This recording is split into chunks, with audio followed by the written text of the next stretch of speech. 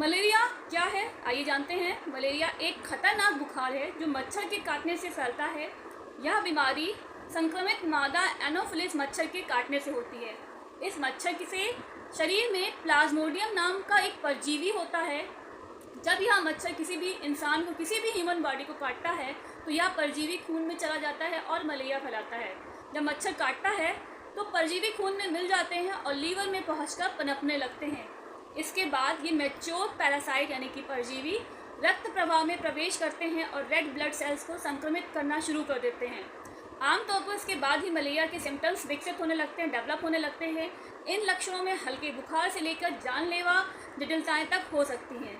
Malaria के लक्षण संक्रमित मच्छर के काटने के 10-15 दिन बाद दिखाई देते हैं। इलाज न मिलने पर प्लाज्मोडियम फॉल्सिपेरम मलेरिया 24 घंटे के भीतर गंभीर बीमारी का रूप ले लेता है और यह 5 प्रजातियां मलेरिया कारण बनाती हैं। इनमें से सबसे खतरनाक है फॉल्सिपेरम ओविल, विवेक्स मलेरिया और नोलेगी।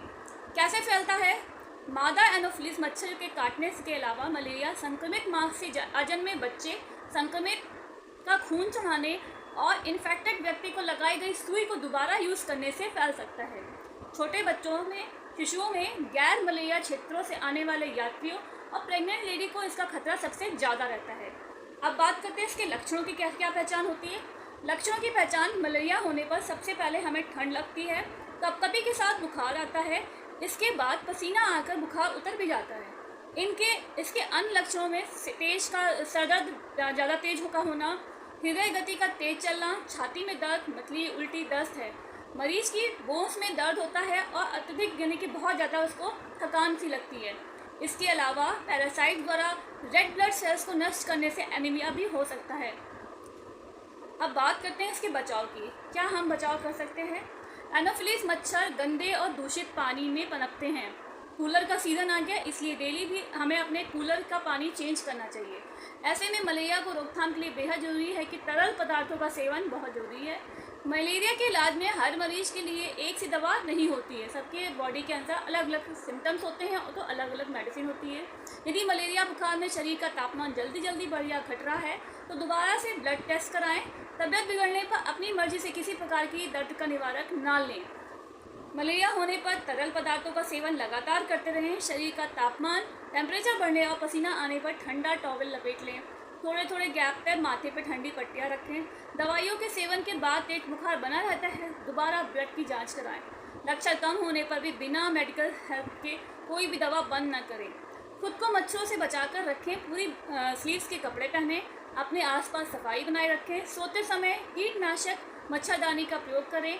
स्किन और कपड़ों पर मच्छर भगाने वाली क्रीम या स्प्रे का प्रयोग कर सकते हैं। इसके अलावा दरवाजों और खिड़कियों पर जाली जरूर लगाएं। घर और आसपास के क्षेत्रों में नियमित रूप से कीटनाशकों का छिड़काव करें। घर के आसपास पानी वाले स्थानों जैसे गमले, टायर और कंटेनर ना रखें। ऐसी जगहों की यात्रा करने से बचें जहां मलेरिया का प्रकोप ज़्यादा हो। बचाव के लिए वैक्सीन जरूर लगाएं। खतरनाक पड़ाव यानी खतरनाक स्टेज क्या होती है जब मलेरिया होता है? कुछ मामलों में मलेरिया जानलेवा भी होता है। सेरेब्रल मलेरिया इसका सबसे घातक रूप होता है। इसमें दौरा, कोमा और ब्रेन को क्षति होने वाली भी सिम्टम्स होते हैं।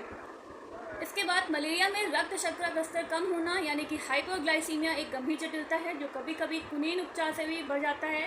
प्रेगनेंसी में समय पहले प्रसव होता था। इसके अलावा पीलिया, श्वसन संकट सिंड्रोम और प्रसारित इंट्रावेस्कुलर जमावट जैसी जटिलताएं शामिल हैं। अगर समय पर उपचार ना मिले तो कुछ घंटों या दिनों के भीतर मौत भी हो सकती है। इसलिए इसके उपचार यानी कि ट्रीटमेंट में कोई लापरवाही ना बरतें।